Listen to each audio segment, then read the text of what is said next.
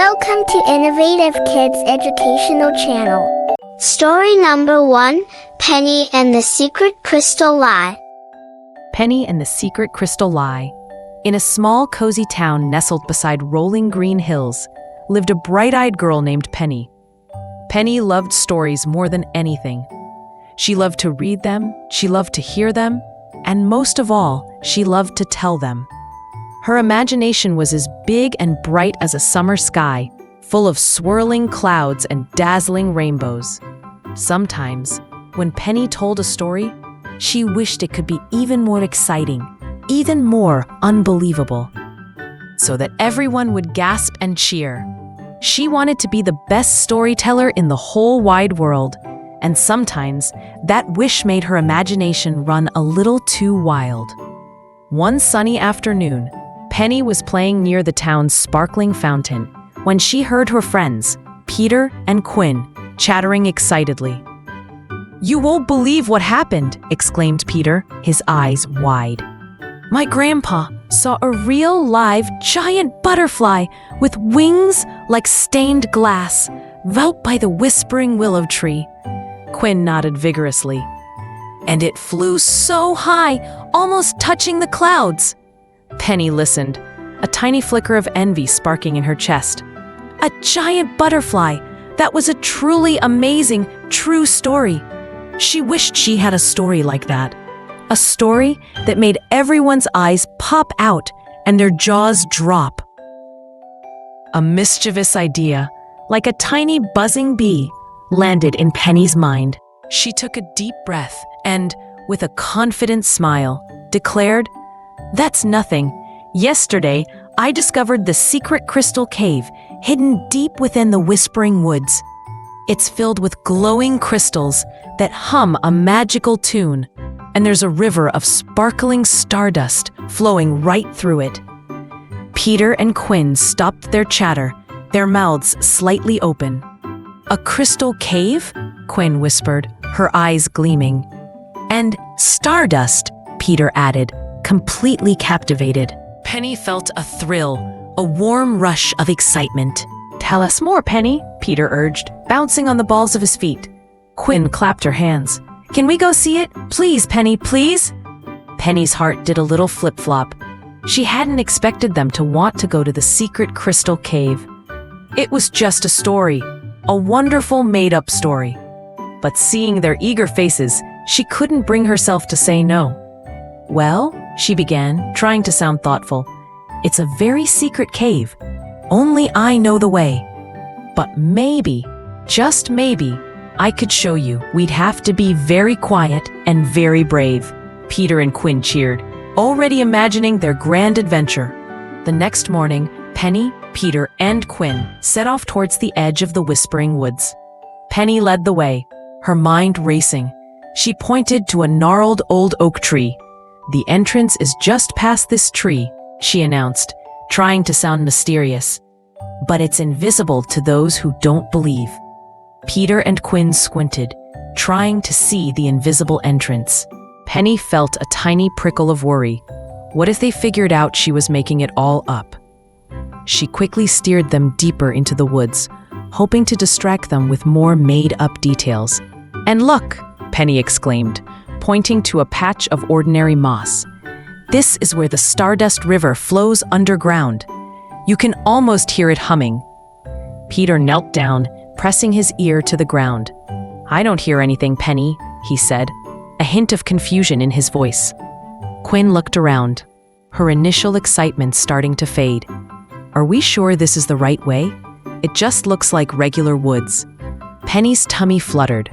The woods were beautiful, but they certainly weren't glowing with crystals or humming with stardust. The lie was getting heavier with every step. As the sun began to dip below the trees, casting long purple shadows, Peter and Quinn looked tired and disappointed. "Penny," Peter said, his voice quiet, "I don't think the secret crystal cave is real. We've walked for so long, and we haven't seen anything magical." Quinn sat down on a fallen log, her shoulders slumped. "I really wanted to see the glowing crystals," she mumbled. a tear welling in her eye. Seeing their sad faces, Penny felt a terrible ache in her heart. The thrill of her grand story had completely vanished, replaced by a heavy, sinking feeling.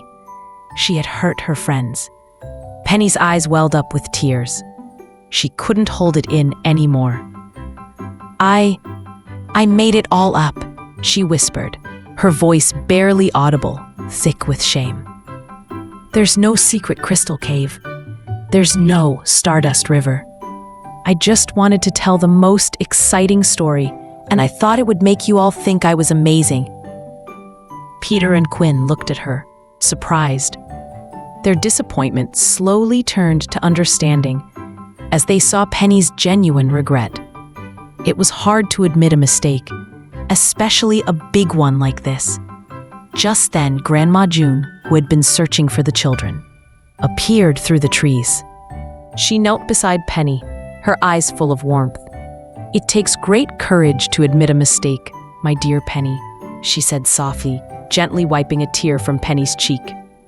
"True stories, even small ones about a beautiful butterfly, are always more valuable than big lies.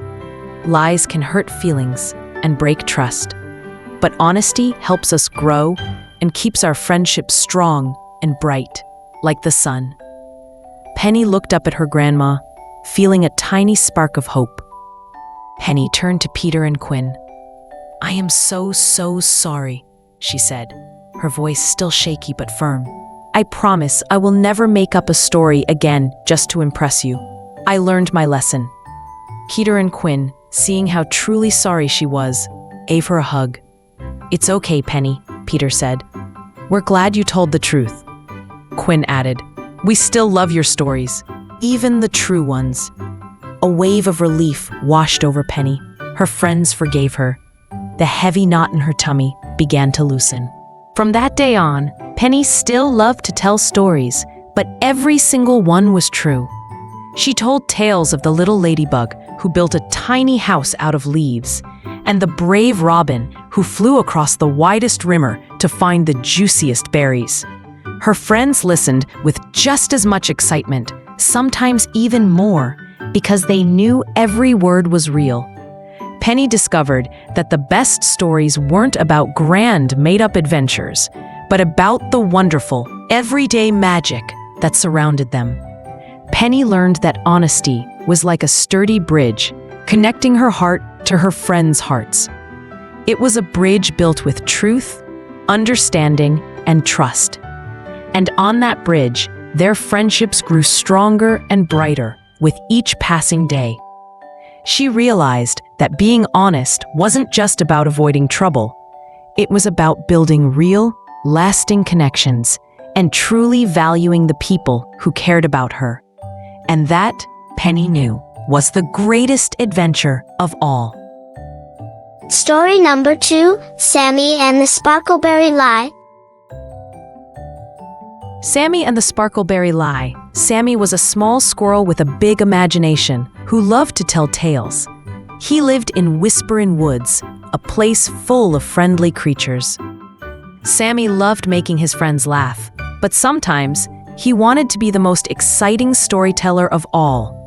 One sunny morning, Sammy saw his friends, Pip the rabbit and Rosie the robin, chatting excitedly. They were talking about Professor Hoot, the wisest owl in the woods, who had just shared a true story about finding the biggest, juiciest blueberries. Sammy felt a tiny pang of jealousy. He wanted to tell a story that was even bigger. "Did you hear about the sparkleberry bush?" Sammy blurted out, a mischievous twinkle in his eye. "It only blooms once a year, deep in the Whispering Woods, and its berries glow like tiny stars. I saw it just yesterday." Pip's ears perked up and Rosie chirped with amazement. Soon, word of the sparkleberry bush spread like wildfire. Even Professor Hoot, with his spectacles perched on his nose, approached Sammy. "Is this true, young Sammy?" he hooted kindly. "A sparkleberry bush would be a most wondrous discovery." Sammy's heart thumped. He had to keep the lie going. "Oh yes, Professor Hoot," Sammy squeaked. trying to sound confident. But it's very, very hidden. We'd have to search for days.